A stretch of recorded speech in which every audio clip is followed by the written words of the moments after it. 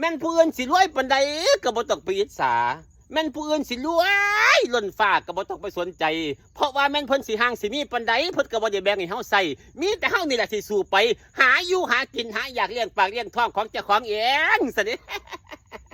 อิ้วเงินบาทเพิ่นก็คือเงินบาทเพิ่นเงินบาทเฮาก็คือเงินบาทเฮาเงินล้านเพิ่นก็คือเงินล้านเพิ่นบ่แม่นเงินเฮาจักบาทสะอ่อนน้ำเพิ่นแต่ดิเพิ่นห่างเพิ่นมีเพิ่นเจริญรุ่งเรืองเพิ่นใดเพิ่นดีเจริญรุ่งเรืองร่ำรวยสะอ่อนสะอ่อนสะอ่อนเพิ่นแต่ว่าบัดนี้เบิ่งตัวเจ้าของซ้ำนี่ล่ะซ้ำนี่ก็ภูมิใจซ้ำนี่ตัวแม่นสิทุกข์สิยากมันสิลำบากมันมีบาท1 2 บาทก็ภูมิใจโลดภูมิใจได้สิ่งที่เจ้าของมีซ้ำใดก็ภูมิใจซ้ำนั้นมีซ้ำใดก็ใส่ซ้ำนั้นมันอยากไปใส่น้ำเพิ่นปานใดเฮาก็บ่มีใส่คือเพิ่น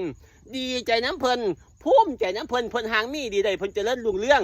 ก็ดีใจได้แต่ดีใจให้ละเฮาดีใจแล้วก็เอาเพิ่นเป็นตัวอย่างเพิ่นเฮ็ดจังไดเนาะเพิ่นคือร่ำคือรวยเพิ่นเฮ็ดจังไดเนาะเพิ่นสร้างแปลงทางใดเนาะเพิ่นร่ำเพิ่นรวยเพิ่นหางเพิ่นมีเพิ่นเจริญรุ่งเรืองแท้เนาะก็มีเงินไหลแท้เนาะสะอ่อนเพิ่น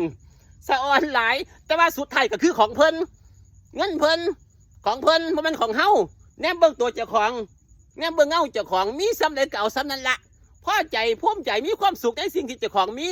หางมีได้สู้ไปเฮ็ดไปสร้างแปลงไปให้เจ้าของได้เจ้าของหางเจ้าของมีคือเพิ่นซะเด้อันผู้บางคนก็ดีได้ละร่ำรวยเจริญรุ่งเรืองก็ให้โอกาสคนทุกข์คนยากคนทุกข์คนยากคนลำบากอยู่ใส่เพิ่นก็ให้ความช่วยเหลือเพิ่นก็ดีหยิบยื่นไม้ยื่นมือแม่นเพิ่นสิช่วยเหลือบ่ได้เพิ่นก็ช่วยเหลือได้ซ้ำกำลังที่เพิ่นช่วยได้หยิบยื่นไม้ยื่นมือให้คำเว้าให้คำปรึกษาให้โอกาสดีๆแก่คนทุกข์ก็มีบ่บ่อยากคนแนวนั้นก็สรรเสริญเยินย่อเทิดทูนไว้ในอกในใจ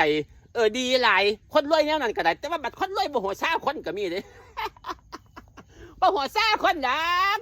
บ่ได้เบิ่งบ่ได้หัวซ่าบ่ได้สะอื้นสะอ่อนบ่ได้อัน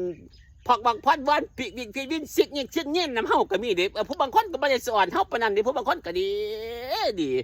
เจริญรุ่งเรืองสาธุหางมีดีได้ไปหน้าเด้ออันผู้ใดที่อันแนมเบิ่งคนทุกข์คนยากให้ความช่วยเหลือกับคนทุกข์คนยากเห็นคนลำบากละช่วยเหลือนั่นล่ะให้เจริญรุ่งเรืองไปหน้าให้ได้ให้ดีให้หางให้มีไปหน้าซะแต่ว่าอันรวยใดที่บ่หัวซ่าคนรวยใดที่แบบว่าย่านแต่คนไปเอาของเพิ่นรวยใดย่านแต่แบบว่าคนว้ายก็แล้วแต่สิเป็นแล้วแต่สิคิดแล้วแต่สิเฮ็ดคนเฮาบ่คือกันคนเฮาบ่คือกันบางคนก็จิตใจอบอ้อมอารีมีมีดไม่ตีต่อเพื่อนมนุษย์ช่วยเหลือกันอันบางคนก็แย่บ่แล้วอยู่แต่เจ้าของหั่นแหละเอาไปจังซั่นก็แล้วแต่ผู้ใดมักนั่นแหละก็เฮ็ดแนวนั้นจังได๋ก็จังซั่นตัวเฮาก็สู้ไปคือเก่าตัวเฮาทุกข์แล้วก็ฮู้จักก็ดอกว่าเจ้าของทุกข์บ่ได้คิดว่าสิไปเอาของคนปานนั้นดอกก็บ่ได้คิดว่าสิให้คนเอามาให้ปานนั้นดอกอันเจ้าของทุกข์ก็ได้